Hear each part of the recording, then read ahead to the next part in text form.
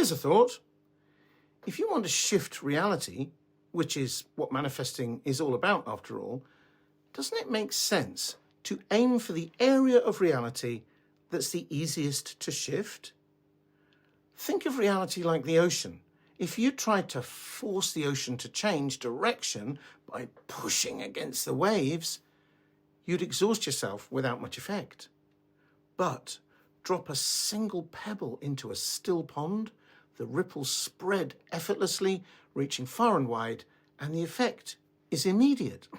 And everything and everyone in or near that water can see and feel the change.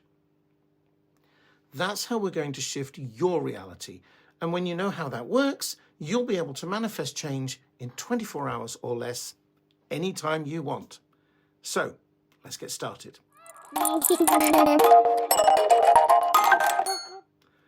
Hi, I'm Trevor, and even though I came across the law of attraction in the early 1990s and even trained to teach metaphysics, I struggled particularly in the realms of relationships and money for many years. Those are pretty big areas of life to be constantly stressed about, as I'm sure you can understand. So I kept on exploring the ideas behind the law of attraction teachings, even though most of the time the techniques didn't work for me. Eventually, I discovered that the techniques themselves aren't necessary.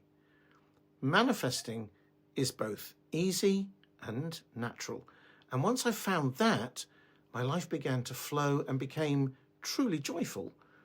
I found lasting love and married my fabulous wife in 2006. Money flows freely into my life, and that's become even better since I left my job in 2013. If you'd like to find out more about my non-woo-woo manifesting ideas, you can pick up a copy of my free ebook, which is called Let's Manifest a Ferrari, by clicking the link at the top of the description.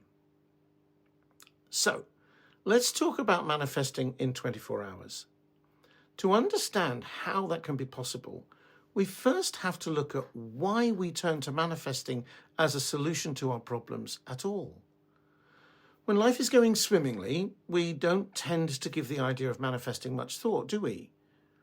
In fact, most of us tend to use it as a kind of emergency button when life throws us some kind of curved ball.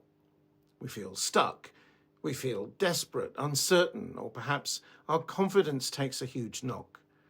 We're out of ideas and we need help, and we need it now. Now, this next point is super important. So pay close attention here. At the point of desperation, your mind will start looking for what it believes will solve the problem. That's what it's supposed to do. It's a survival mechanism kicking in. You know, if you were around when we lived in caves and a saber-toothed tiger suddenly appeared hungry and snarling at the mouth of your cave house, your mind would rapidly search around for ways to get out of the dilemma. But there's a problem, because there is no obvious way out, no obvious answer.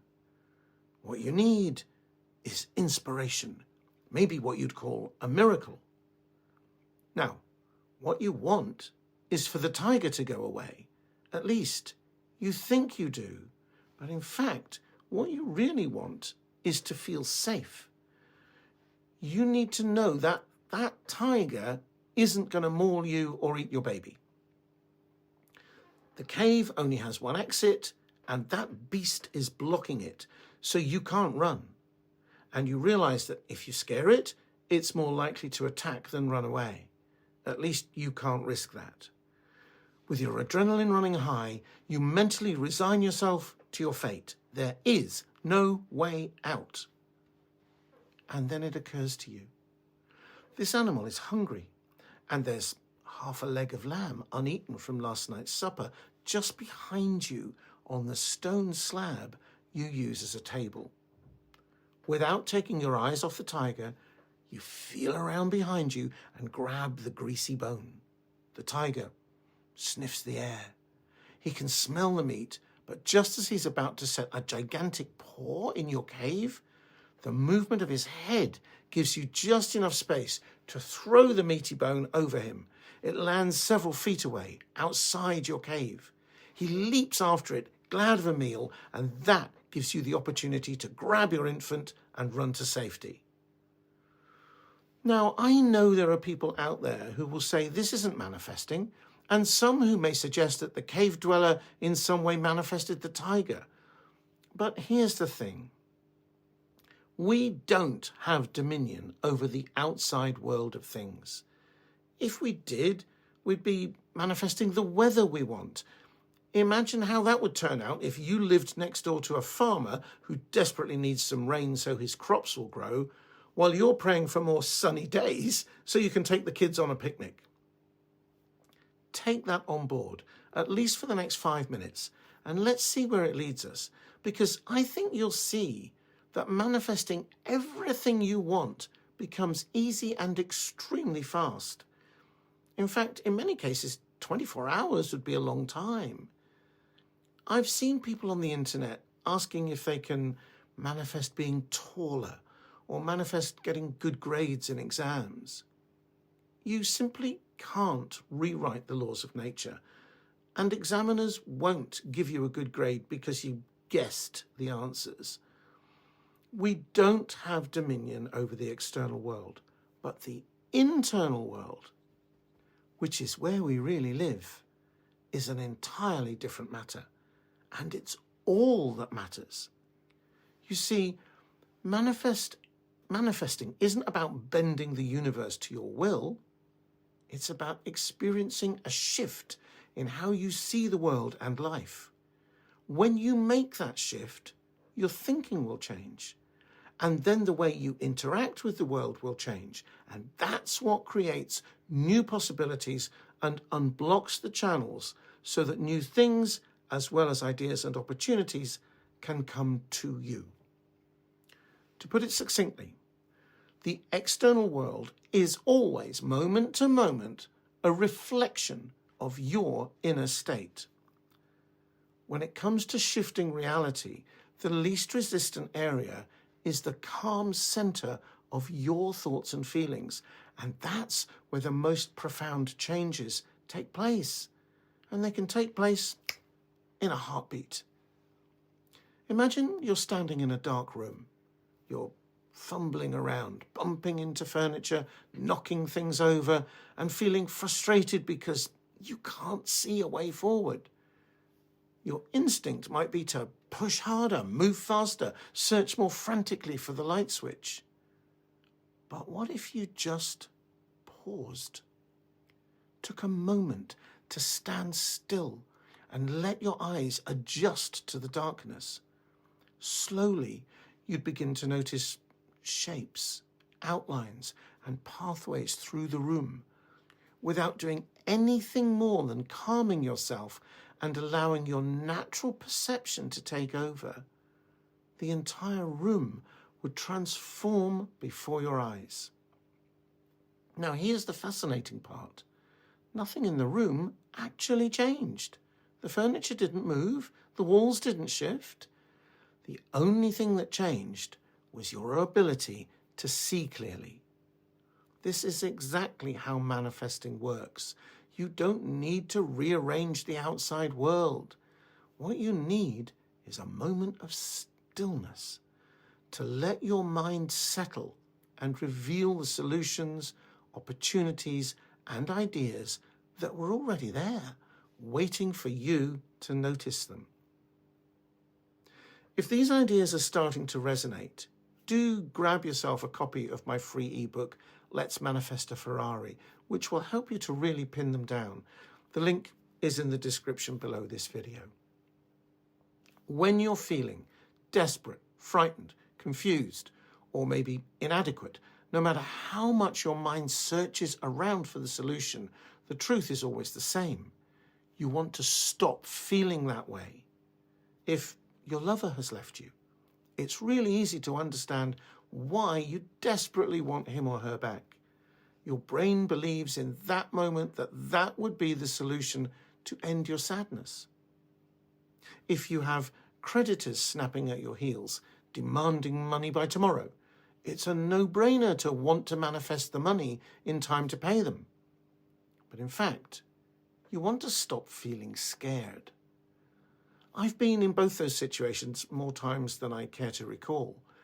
In both cases, I can honestly say that things changed when I stopped, stood still for a moment, and let all the thinking go. I know I say that a lot, but that's because it's the truth and it works, not just now and again, but every single time without fail. I struggled to let go of my heartbreak, but on the advice of a friend, I went and did something she called non-cerebral, where I didn't have to think. In the end, I paid for an hour in a float tank, which to begin with I considered a waste of time and money. But then it occurred to me, as I lay floating in that warm water, that my sadness and problems would still be there in an hour. And they melted away. Did I still feel sad afterwards? Yes, of course, but nothing like as intensely as before.